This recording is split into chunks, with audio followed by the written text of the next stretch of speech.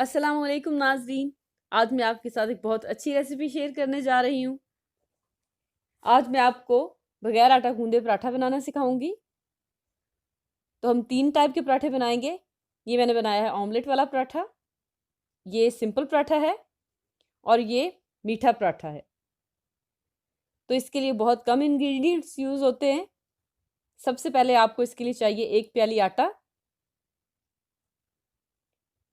1 प्याली आप लेंगे चॉप की हुई सब्जियां जो ऑमलेट वाला पराठा बनाएंगे। ये धनिया, हरी मिर्च और प्याज मैंने चॉप कर लिया है। काली मिर्च और नमक मैंने इसके अंदर ही मिक्स कर लिए हैं। इसके अलावा आप मैदा लेंगे 1 प्याली। अंडे लेंगे आप 3 अदद और इन्हें फेंट लेंगे अच्छी तरह। मैंने देसी घी लिया है आधी प्याली। आप ऑयल यूज़ करना चाहें तो आप ऑयल इस्तेमाल कर सकते हैं। शुगर ली है मैंने ग्राइंड की हुई 3 खाने के चम्मच। और इसके अलावा आपको एक बाउल और ये बीटर चाहिए होगा। सबसे पहले हम इसमें आटा डालेंगे। अब हम इसमें मैदा ऐड करेंगे।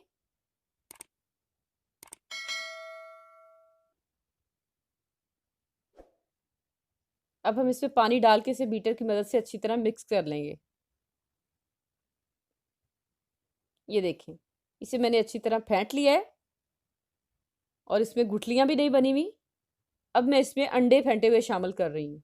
जो हमने 3 अंडे रखे हुए थे फेंट के, वो मैंने इसमें डाल के अच्छी तरह इसे मिक्स कर लिया है।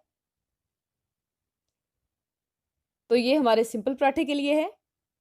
सिंपल पराठा हम इसी तरह बनाएंगे जो आम पराठा है, जिसमें हम कोई वेजिटेबल या मीठा नहीं डालेंगे।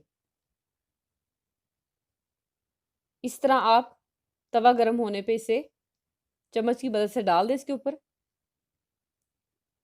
और फैला दें।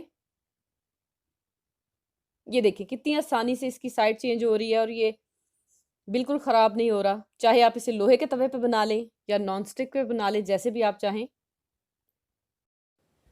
अब मैं एक अलहदा बाउल में थोड़ा सा मिक्सर लूँगी और इसमें मैं पिसी हुई शुगर ऐड कर लूँगी सारी। बीटर की मदद से आप इसे अच्छी तरह मिक्स करें।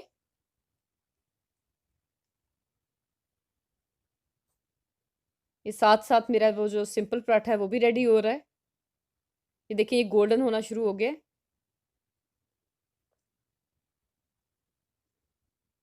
जब ये गोल्डन हो जाए दोनों साइडों से, तो आप इसे प्लेट में निकाल लें। बहुत खूबसूरत कलर आया है इसका। अब मैं इसमें मीठा पराठा बनाऊंगी। इसे तवे पे डालते ही इस अमेज़े को फौरन चमचे की मदद से आप अच्छी तरह फैला के इसकी रोटी बना लें।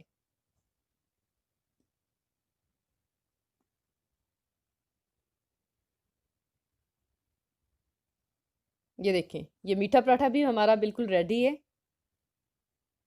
इसे भी मैं प्लेट में निकाल लूँगी। ये बचा हुआ मेज़ा है, इसमें हम कटी हुई सब्जियां डालेंगे जो हमने ऑमलेट के लिए काट के रखी थी। काली मिर्च और नमक मैंने इसके अंदर ही ऐड कर दिया। आप रेड चिली डालना चाहें तो डाल सकते हैं।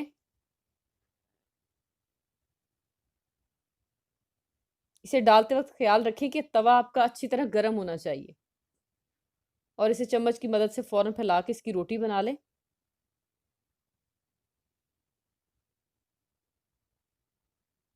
ये इसकी एक साइड कुक हो गई। अब मैं इसकी साइड दूसरी चेंज करूँगी।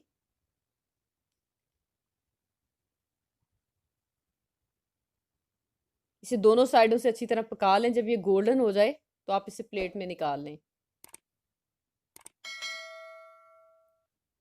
बहुत सिंपल है बनाना, बहुत मज़े का ये बनता है और आप इसे रायते के साथ या केचप के साथ भी खा सकते हैं।